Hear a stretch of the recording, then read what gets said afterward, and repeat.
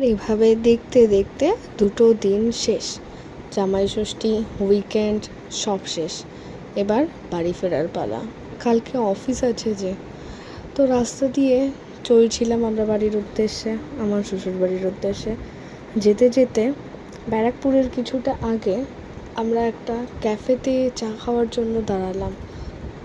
এই ক্যাফেটাতে এর আগে এসেছি বলবো কিভাবে, মানে আমার বিয়ের পরের দিন শ্বশুরবাড়ি যাওয়ার সময় এই ক্যাফেটাতে সবাই দাঁড়িয়েছিল, সবাই বেরিয়েছিল, চা খেয়েছিল, কিন্তু এত সুন্দর হওয়া সত্ত্বেও আমাকে কেউ নামতে দেয়নি, কারণ আমি নতুন বউ, গয়নাগাটি রয়েছে সে বলে আমাকে কেউ নামতে দেয়নি। তো সেই জন্য এখানে আসার ইচ্ছে তো আমার আগের থেকেই ছিল, আর ক্যাফেটা এত সুন্দর, ইচ্ছে হবে নাই বা কেন। তোমরাই দেখো, এত সুন্দর ক্যাফেতে আমি একটা ম্যাঙ্গো শেক আর মোমো খেয়ে নিলাম, যেটা আমার সবচেয়ে ফেভারিট আর আমি সব জায়গায় খাই। তারপরে এখান থেকে বেরিয়ে বাড়ি ফিরে গেলাম। এভাবেই দুটো দিন কেটে গেল।